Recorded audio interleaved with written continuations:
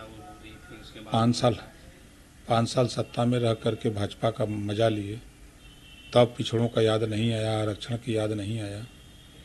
और जब वही हाल है कि जब अंगूर नहीं मिले तो खट्टे हैं।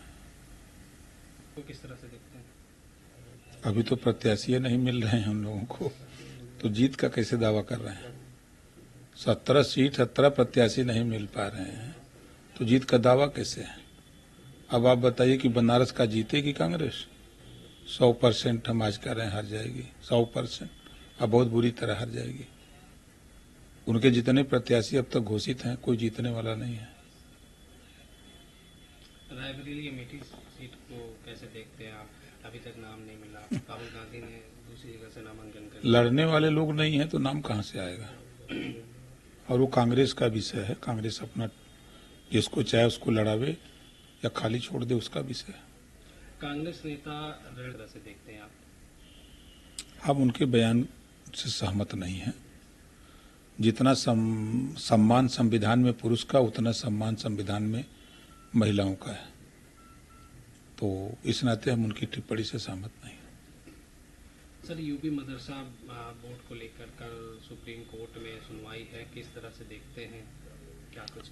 देखिए, जो हाई कोर्ट का फैसला आया है उस फैसले पर सरकार कटिबद्ध है कि बेहतर शिक्षा, बेहतर रोजगार देने के लिए जो सर कोर्ट का फैसला है उस पर हम लोग अमलीजामा पहनाने में लगे हैं।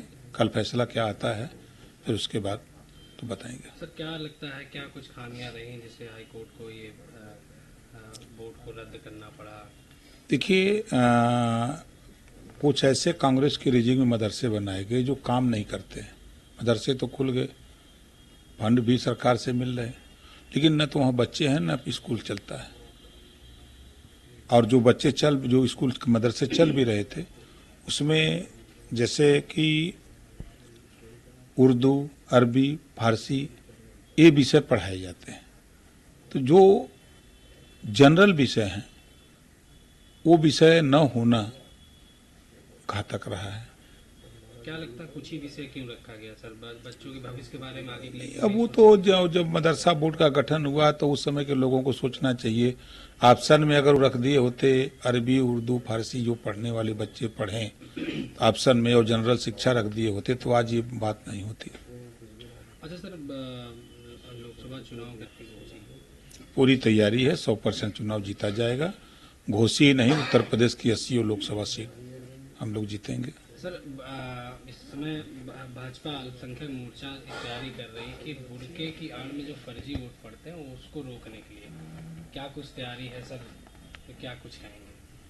चुनाव आयोग की भी मंशा रहती है कि फर्जी मतदान न हो, ज़्यादा से ज़्यादा वोट पड़े, ये प्रयास चुनाव आयोग का भी रहता है।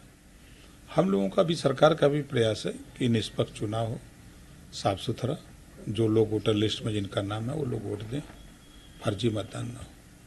अच्छा सर, पीडीएम गठबंधन को आप कैसे देखते हैं? असदुद्दीन ओवैसी और पल्लवी पटेल है। चुनाव के समय बहुत मोर्चे बनते हैं और चुनाव बाद सब खत्म हो जाते हैं, स्वामी प्रसाद मौर्य कोई मतलब नहीं है। स्वामी प्रसाद मौर्य जी खुद लड़के हार गए तो दूसरे का जिताएंगे। स्वामी प्रसाद मौर्य अपनी बेटी को ही फटकार लगा रहे हैं, जो उनका टिकट कटा वो होगी, फिर उसके बाद 5 साल सत्ता में रह करके भाजपा का मजा लिए, तब पिछड़ों का याद नहीं आया, आरक्षण की याद नहीं आया। और जब वही हाल है कि जब अंगूर नहीं मिले तो खट्टे हैं। सोचे थे कि बेटी को तो ले गए, वही ने टिकट दिलाए, अपना मंत्री बन गए, आज नहीं टिकट मिला तो बेटी बुरा हो गई, तो उनका विषय है। सर, मुख्तार अंसारी की मौत को आप कैसे देखते हैं? परिवार वालों का जो आरोप था, अब जांच भी शुरू हो गई है, किस तरह से देखते हैं इसको? देखिए, परिवार के लोगों ने जो मांग की उस मांग पर सरकार ने तुरंत एक्शन लिया और मजिस्ट्रेटियल जांच का आदेश दे दिया और जांच शुरू भी हो गई है। और वो परिवार और कोई जांच की बात अगर इस जांच से संतुष्ट नहीं होगा और किसी जांच की अगर मांग करेगा तो उस पर भी सरकार विचार करेगी और जांच करेगी।